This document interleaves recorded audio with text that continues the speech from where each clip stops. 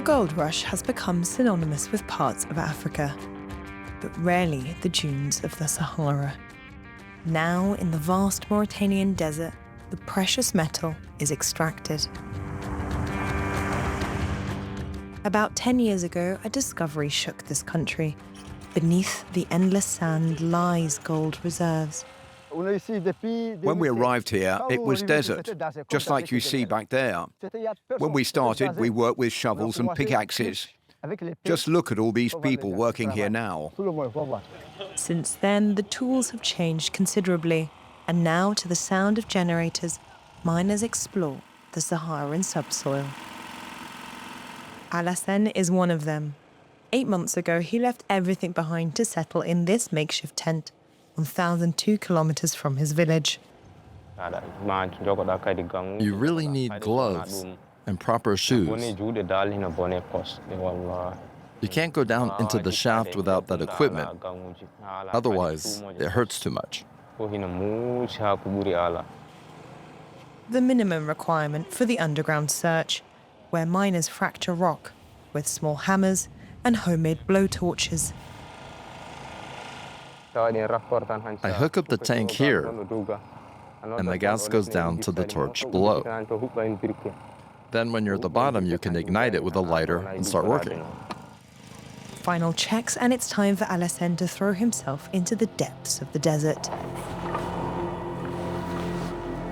A descent of more than 10 meters, using only arm strength, with no safety harness. It's really very difficult. The shaft is very deep, and the deeper you go, the hotter it gets inside. The miners work more than 10 hours a day to extract the raw rock where gold is found. Here, everyone has learned on the job, from buying their own plot to digging their own shaft.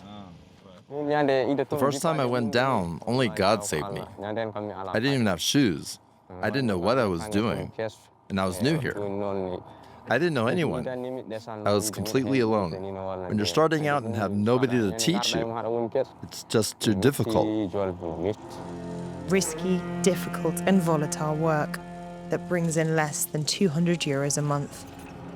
More than 5,000 people are now working in this site. Chami is one of the many mines that has sprung up in the region, where more than 120,000 tons of rock is extracted every day. The load of stones to be processed has just arrived. We take them and put 3 sacks at a time into these machines. In the mills of the nearby town Chami, the rubble is turned into gold. Mohammed is one of the many Sudanese site managers. Sudan's own Sahara region is a major gold producer, so he, like others, has brought his expertise to Mauritania, across the dunes, 6,000 kilometers away from home. Our Sudanese have developed expertise in this field. When we walk on land, just by looking at it, there are lines that don't lie. We can tell if there is gold. Here there are Malians, Sudanese, everyone works together. With many arriving in search of work, this town has become the capital of Mauritanian gold. It sprung out of nowhere over the past decade.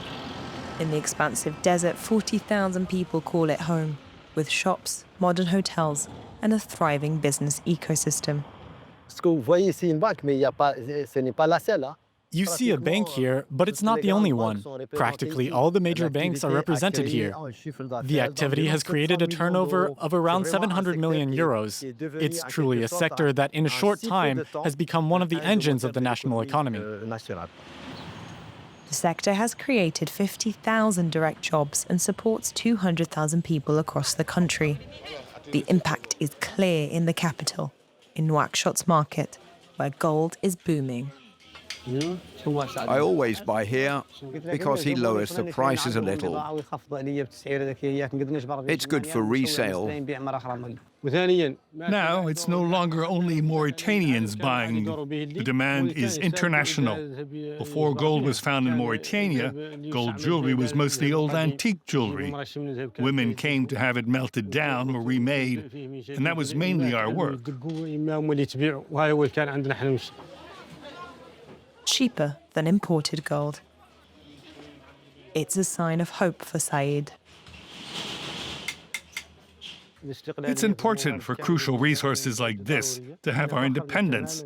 I'm very proud that all this gold, which we used to import, has become a local production that we can buy directly from our fellow citizens.